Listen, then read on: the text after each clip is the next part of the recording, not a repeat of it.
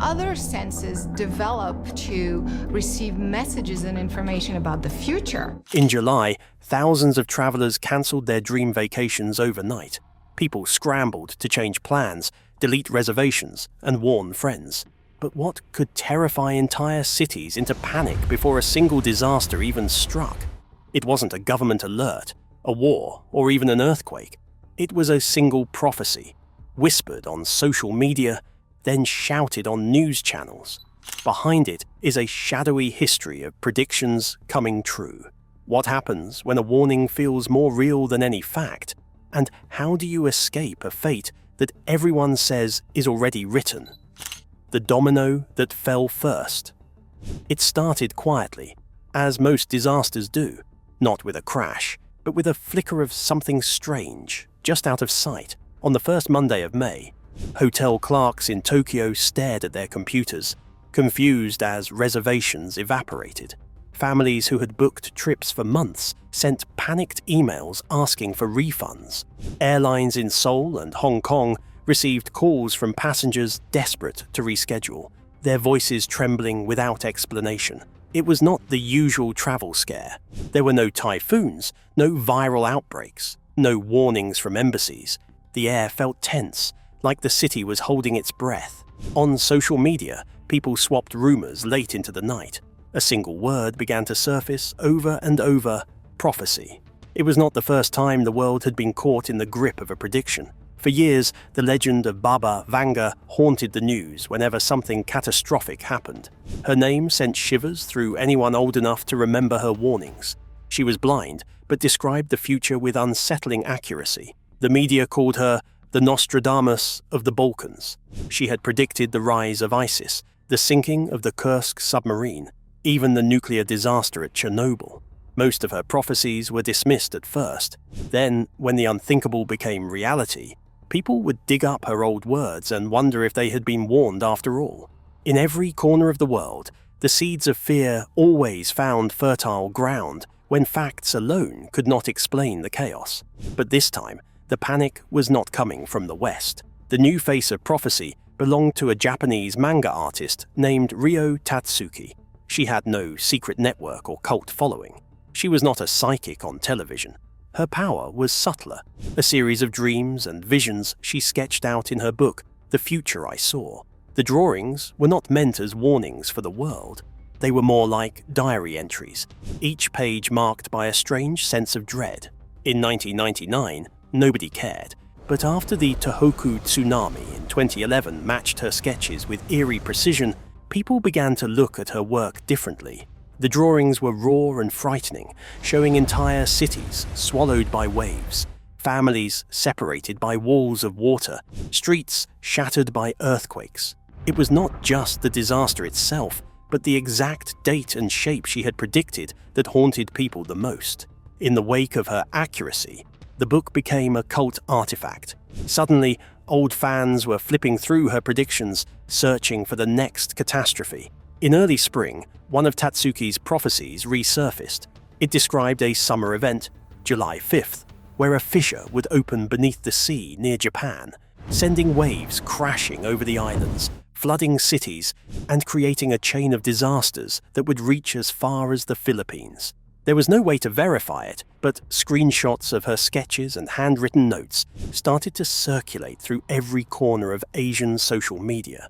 Someone posted a picture of the infamous page, blue ink lines showing a jagged wave, the words July 5th, 2025, scribbled in the margin. People who lived through the tsunami years ago felt a chill run down their spines. Others laughed it off, but the fear was contagious. Hotels reported cancellations by the hour. Entire groups from Hong Kong and mainland China backed out of tours, citing family emergencies or sudden changes. In online travel forums, users whispered about the prophecy, passing on the news like a virus. They linked old news clips about Baba Vanga and pieced together timelines of other disasters that had supposedly been foreseen. Some skeptics tried to debunk the story. They pointed out that natural disasters hit Japan every year. They mocked the panic, calling it mass hysteria or clickbait. But the numbers told another story. Airline stocks dropped. Travel insurance claims spiked. News crews showed up at Narita Airport, asking departing tourists why they changed their minds. Not a single person would say the word prophecy on camera, but their faces said everything. The city of Tokyo felt different. Street vendors talked in low voices about whether it was safe to stay open in July. Some families pulled their children out of school, just in case. Local officials released a statement assuring the public there was no credible threat of disaster, but the words sounded hollow.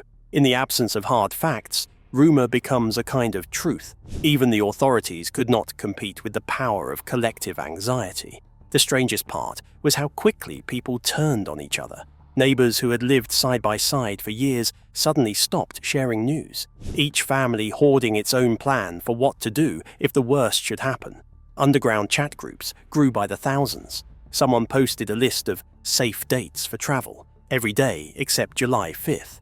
Another user joked that Japan's summer festivals would be empty for the first time in centuries. The joke was not funny to those whose livelihoods depended on tourism.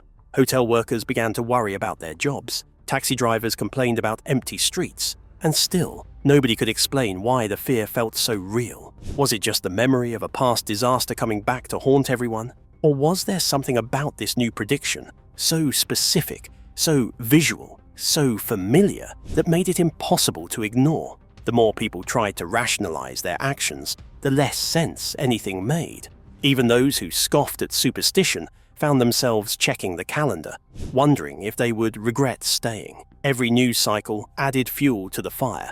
International outlets ran with the story, pairing dramatic images of past tsunamis with new warnings. "Japan faces summer exodus," one headline screamed. "Prophecy panic grips tourists." Each article drove the anxiety deeper. By the end of May, travel to Japan had dropped to record lows. Local governments scrambled to launch new ad campaigns, hoping to lure back wary visitors. But every time a new promotion aired, someone would post another warning online, and the cycle would begin again. Parents debated whether to send their children to summer camp. Young couples postponed weddings, not wanting to risk a celebration in the shadow of doom. Entire companies changed their conference dates, just to be safe. Yet, for all the chaos, there were moments of strange calm. Some people chose to ignore the panic completely, stubbornly booking their holidays and posting photos from quiet, empty landmarks. Others leaned into the anxiety, turning prophecy into ritual, lighting candles, praying, repeating superstitious chants. Everyone was looking for a sense of control in a world where logic had started to dissolve. No matter what you believed, the tension was impossible to escape. The real mystery, though, was not whether a disaster would strike, but how quickly a single idea could break the surface of daily life and shatter it. In a world built on schedules, statistics, and science, how could one woman's vision throw millions into disarray? Was this the power of prophecy, or was it proof that fear itself is the strongest force of all? As July approached, the city waited. Nobody wanted to say it out loud, but every heart raced just a little faster each time the clock ticked closer to that fateful date. If the world could be changed so easily by words alone, what does that say about the stories we choose to believe? And as the dominoes continued to fall, everyone kept asking the same question. Is it safer to run from fear or to confront it head-on, even when the whole world says you should be afraid? The storm in every living room.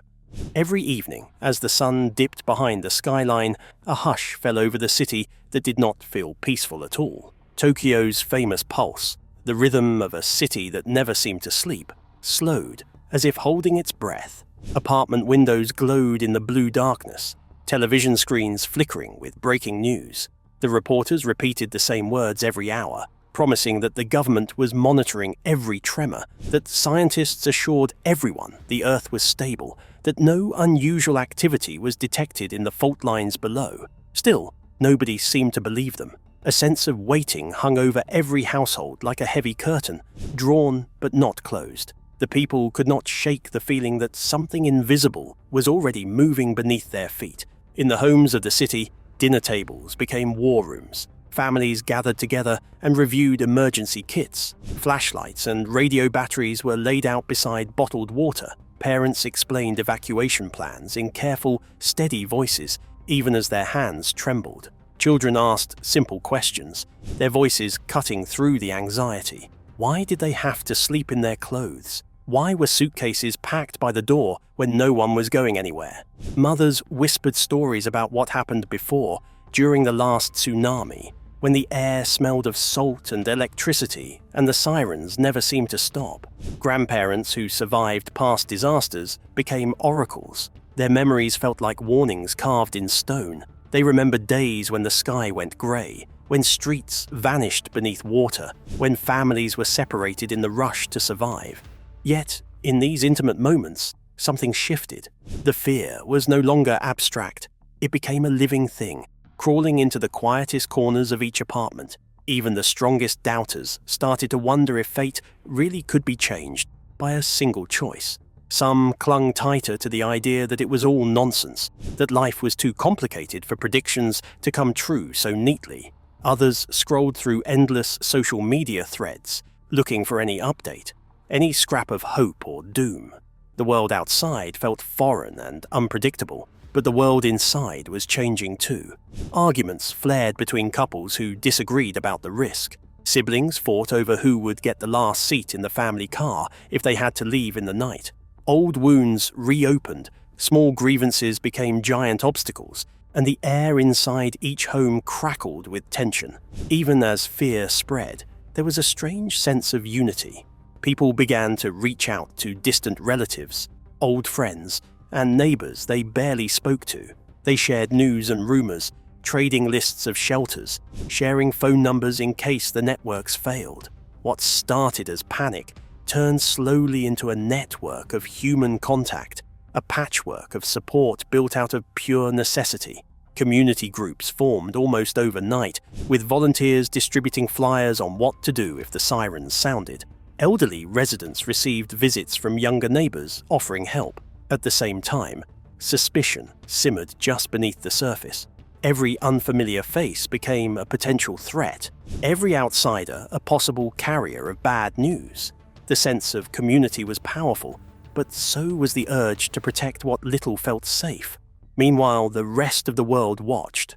News anchors in London and New York described the phenomenon with wide eyes, unable to decide if it was a lesson in superstition or a warning about the power of mass psychology. Travel agents in Los Angeles and Sydney reported a sudden uptick in calls, not from those wanting to cancel trips, but from people seeking new destinations far from the predicted zone. The prophecy went viral in a way that only 21st century stories can, becoming a meme, a debate, a tool for every kind of opportunist and cynic. Some influencers posted videos mocking the panic, calling it the world's largest group hallucination. Others leaned into the story, turning fear into clicks, sharing survival tips and ominous countdowns. One YouTube channel, with millions of followers, streamed live from Tokyo, showing empty streets and the host's nervous laughter. Their video trended for days, a digital bonfire where everyone came to warm their hands on someone else's anxiety. As the days ticked by, the anxiety took on a life of its own. In Osaka, a rumor spread that supermarkets would run out of food in July. Within hours, shelves were stripped bare. In Seoul, whispers about aftershocks led to a rush on bottled water and gas. Even in cities far from the Pacific, people found themselves looking at old family photos and wondering if they were missing a sign. It was not the disaster itself that scared people most, but the feeling that they were waiting for something they could not see. The world has always been obsessed with fate, with trying to read the signs before it is too late. But now, the signs felt too close, the warnings too personal. They crept into dreams, haunted quiet moments, and sat heavy on the shoulders of everyone who had ever lost something they could not replace. Science did not offer much comfort. Experts appeared on television, explaining plate tectonics and seismic probabilities in calm, measured tones. They pointed out that Japan experiences more than 1,500 earthquakes every year, most too small to notice. Statistically, they said, there was no reason to expect a catastrophe on any given day, let alone one tied to a prophecy in a book. But statistics are cold comfort when you remember the footage from the last great tsunami. the endless white water, the people waving from rooftops, the impossible sound of everything you know vanishing at once. Memory is stronger than math. People do not make decisions by numbers alone. The pressure built as July approached. Newspapers ran features on past disasters, blending stories of survival with lists of the missing. Every small tremor became breaking news. Social media threads filled with debates, accusations, and desperate hope. Some called for the government to shut down airports and declare a holiday, just to be safe. Others mocked the suggestion, arguing that fear itself would cost more lives than any wave. In the middle were millions who simply wanted to protect their families. Nobody could agree on the right answer.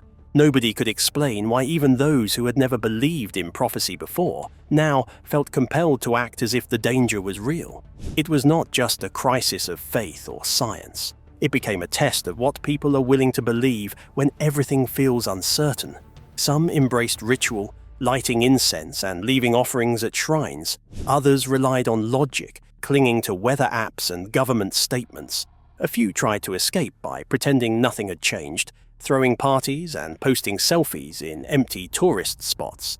Each approach was a different way of coping with the same silent terror. Underneath all the arguments, a darker current moved. Scammers took advantage of the panic, selling fake survival kits and bogus insurance policies.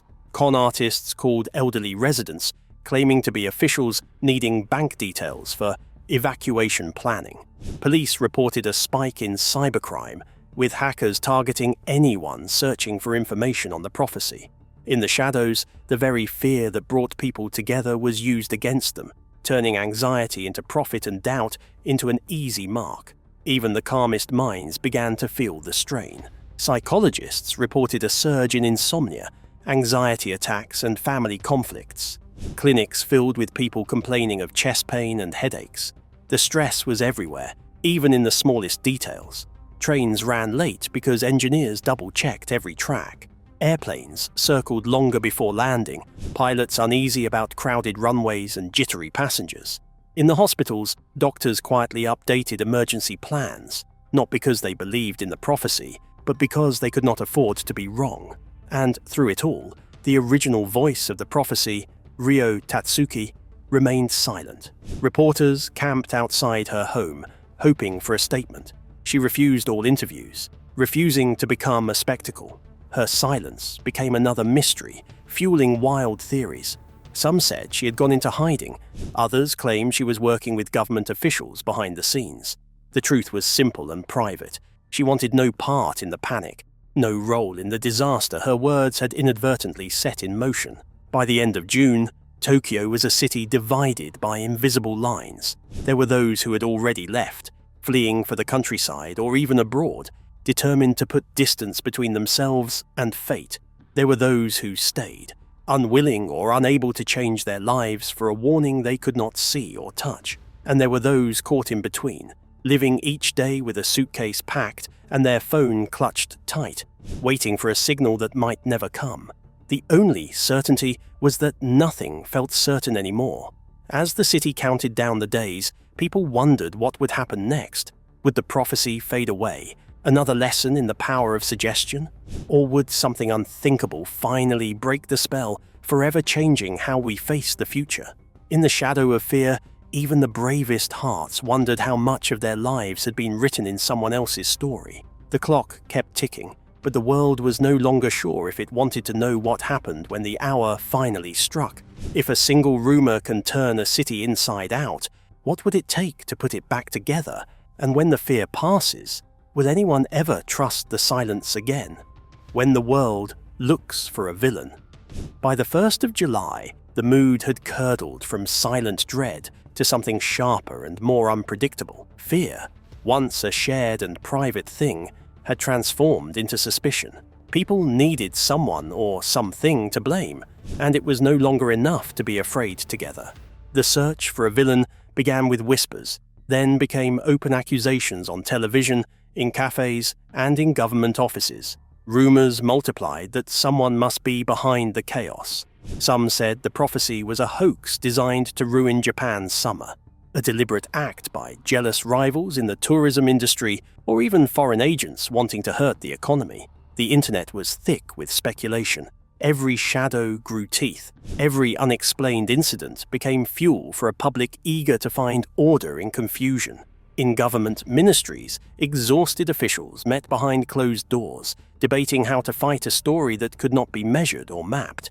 It was not a virus, nor a war, nor a storm. There was nothing to track except shifting emotions.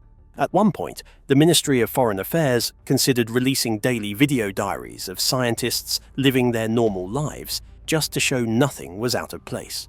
Police set up hotlines for rumor reporting, inviting citizens to send screenshots and tips about anyone spreading false information. The effort backfired. Instead of calming the city, it turned neighbors against each other. Accusations spilled over from online to real life. A woman who posted about her fears in a parenting found herself confronted by strangers on the train. Local news highlighted stories of supposed panic profiteers, people who were accused of spreading fear to sell emergency supplies. In some neighborhoods, anxious groups watched the street from behind curtains, convinced that outsiders carried some hidden threat. It became impossible to separate fact from story. Shops were vandalized if they seemed to benefit from the exodus of customers elsewhere. One hotel in Shibuya, after announcing last-minute discounts, received anonymous threats demanding they shut their doors. Foreign tourists who had not heard the prophecy became targets for angry locals, who resented their presence as a sign that someone was not taking the risk seriously. There were reports of angry confrontations at airports, where passengers tried to change flights or cancel tickets at the last moment. Airline workers, caught in the middle, bore the brunt of the public's frustration. Everyone was searching for a way to control what was happening, but each attempt only stirred more panic. Meanwhile, scientists tried to reclaim the story, but they spoke a language most people no longer wanted to hear. In lecture halls and news interviews, geologists explained seismic risk models. Their words were careful and true, but they landed with a dull thud in a city electrified by imagination. People wanted stories with clear villains and simple endings, not data and probabilities. Each press conference became an opportunity for critics to accuse the experts of hiding something or being out of touch. Even respected professors found themselves hounded by online trolls, their inboxes flooded with threats and conspiracy theories. The more the authorities tried to restore order, the less control they seemed to have. The city's sense of unity, so strong just weeks before, crumbled under the weight of distrust. On social media, battle lines formed between believers and skeptics. Influencers built audiences by taking sides, either urging people to evacuate or mocking those who left. Some posted dramatic live streams from rooftops, waiting for disaster. Others produced long videos picking apart every past prophecy, pointing out flaws in the logic but only fueling more debate. In the middle were millions of ordinary people, forced to make impossible decisions for themselves and their families. Beneath the surface, the emotional toll grew heavier. Therapists reported that clients were plagued by nightmares, not of disaster itself, but of being blamed for doing the wrong thing. Some people confessed to staying in the city only because they feared ridicule if they left and nothing happened.